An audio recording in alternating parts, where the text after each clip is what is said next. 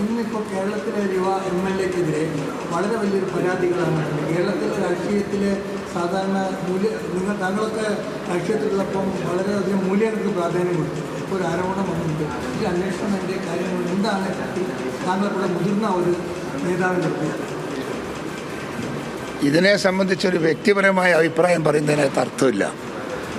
ഈ സംഭവത്തെക്കുറിച്ച് തീരുമാനമെടുക്കേണ്ടുന്നതും അഭിപ്രായം പറയേണ്ടുന്നതും പാർട്ടിയാണ്.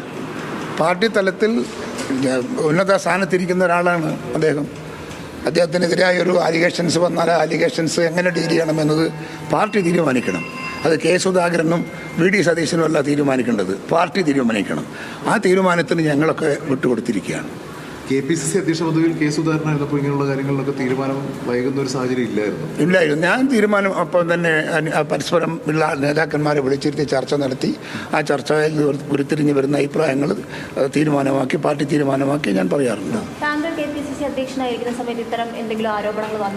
ഇല്ല, ഇങ്ങനത്തെ ഒരു ആരോപണം ഒരിക്കലും എൻ്റെ കാലയളവിൽ ഉണ്ടായിട്ടില്ല. രാഹുലിനെതിരായി പരാതി എന്തെങ്കിലും ശ്രദ്ധയിൽപ്പെട്ടിട്ടുണ്ടോ ആ സമയത്ത്? ഇല്ല, എൻ്റെ ശ്രദ്ധയിൽപ്പെട്ടിട്ടില്ല. വൈകും തോറും പാർട്ടിയും കൂടുതൽ ഒരു പക്ഷേ ആ ഉത്തരം പറയേണ്ട സാഹചര്യവും കൂടുതലാണ്. അപ്പോൾ നടപടി അങ്ങനെ നീട്ടുന്നത് ശരിയാണോ? അതാ പറഞ്ഞ അതിനൊക്കെ ബന്ധപ്പെട്ട ആളുകളുണ്ട്. അവരാണ് അതിനെക്കുറിച്ചിട്ട് ചർച്ച ചെയ്ത് തീരുമാനമെടുത്ത് അടിയന്തരമായും തീരുമാനം പ്രഖ്യാപിക്കണം. അത് പാർട്ടിയുടെ ഉന്നത നേതൃത്വം തീരുമാനമെടുക്കേണ്ടതാണ്. അധികം നീട്ടിക്കൊണ്ടുപോകാതെ അതിനൊരു പരിഹാര നടപടി അല്ലെങ്കിൽ പരിഹാരം ഉണ്ടാക്കണം എന്ന് ആണ് എൻ്റെ അഭിപ്രായം.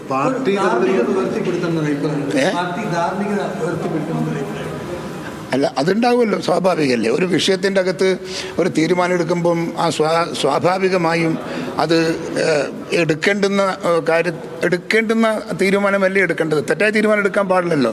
അപ്പോൾ അതിനെക്കുറിച്ചിട്ട് ചർച്ച നടത്തി ശരിയെന്ന് തോന്നുന്ന തീരുമാനം പാർട്ടി എടുക്കുക എന്നതാണ് ഏറ്റവും കാലോചിതമായ അല്ലെങ്കിൽ സമയോചിതമായ കാര്യം. ഇപ്പോൾ യൂത്ത് കോൺഗ്രസ് അധ്യക്ഷ സ്ഥാനത്ത് നിന്ന് ഒരുപക്ഷെ നടപടി വന്നു കഴിഞ്ഞാൽ മാറ്റിയേക്കും. പക്ഷേ ഇങ്ങനെ ആരോപണം നേരിടുന്ന പെൺകുട്ടികളെ നിരന്തരമായി ഇങ്ങനെ ശല്യം ചെയ്തുകൊണ്ടിരിക്കുന്ന ഒരു വ്യക്തിക്ക് എങ്ങനെ MLA സ്ഥാനത്ത് തുടരാനാകും? അതൊരു ചോദ്യമല്ലേ? അല്ല, അതിപ്പോൾ അതൊക്കെ തീരുമാനിക്കേണ്ടെങ്കിൽ ഇതിൻ്റെ എല്ലാം വസ്തുനിഷ്ഠമായ കാര്യങ്ങളെക്കുറിച്ച് ചർച്ച നടത്തി ശരിയെന്ന് തോന്നുന്നുണ്ടെങ്കിലാണ് നിങ്ങൾ ഈ പറയുന്ന കാര്യങ്ങൾ. അതൊന്നും വ്യക്തത വന്നിട്ടില്ല ഇതുവരെയും. അതൊന്നും നേരെ ചൊവ്വേ അതിനെക്കുറിച്ചൊരു അഭിപ്രായം പറഞ്ഞു, ആരെങ്കിലും ആക്ഷേപം പറഞ്ഞു എന്നതല്ലാതെ അതിനെ സംബന്ധിച്ചിടത്തോളം അന്വേഷിച്ച് ഇത് ശരിയാണ് എന്നുള്ള എവിടെ എത്തിയിട്ടൊന്നുമില്ല. അതിന് ശരിയാകാൻ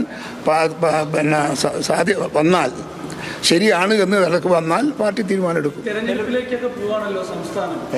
തെരഞ്ഞെടുപ്പിലേക്ക് പോവാണ് കേരളം. പഞ്ചായത്ത് തെരഞ്ഞെടുപ്പും സംസ്ഥാന തെരഞ്ഞെടുപ്പ് വരാൻ പോകുന്നു. അപ്പോൾ ജനപ്രതിനിധിയാണ്, പാർട്ടിയിലെ പ്രധാന പദവി വഹിക്കുന്ന ആളാണ്. അപ്പോൾ അതൊക്കെ വേഗത്തിൽ തീരുമാനമെടുക്കണ്ടേ? ജനങ്ങൾക്കിടയിൽ ഒരു എമർജൻസി ഒന്നുമല്ല ഈ കേസ്. അത്ര ഒരു എമർജൻസി ഒന്നുമല്ലല്ലോ ഈ കേസ്.